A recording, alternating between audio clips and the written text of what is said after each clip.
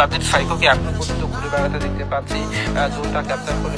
ওকে, আপন একটা very good shot, first shot, second শটে আপন নক আউট হয়েছেন। সাইকো তিনি ফ্রি শট হয়ে গেলেন। এইবার থার্ড প্লেয়ার হিসেবে এক্সিকিউট নক আউট হতে দেখতে পাবো। ফোর্থ প্লেয়ার সেখান থেকে প্লাস টপ উইকেটে ক্লাচ, এবং সেখান থেকে তিনি কিন্তু ক্লাচের জন্য যাচ্ছেন। রেফারি হটলাইনে টু এনকাউন্টার চলে যাবেন। এই জন্য পানি দিয়ে রোটেশন দেওয়াটা খুবই একটা কষ্টকর ব্যাপার।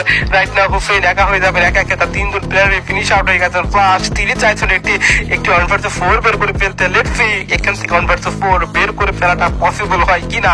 শর্ত করে যাচ্ছেন, একটা ওপরে পেয়ে যাবেন আরো একবার। তার টিমমেটের সাপোর্ট কিন্তু কিছুটা দরকার হবে। গোলওয়াল ভেঙে ফেলতে পারলে 1/4 অবশ্যই বের করে ফেলতে পারবেন। শর্ট করে যাচ্ছেন, বাট রাইট নাও ড্যামেজ তিনি নিজে রিসিভ করুন। তুফান তিনি ধীরে ধীরে ক্লোফেন করছেন।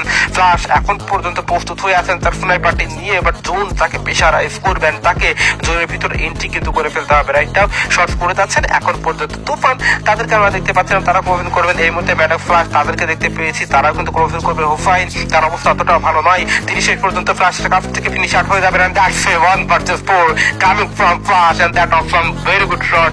যদিও বা আপন সাইক্লোন তারা সেখান থেকে ফাইট ব্যাক করার কোনো সুযোগই পাননি।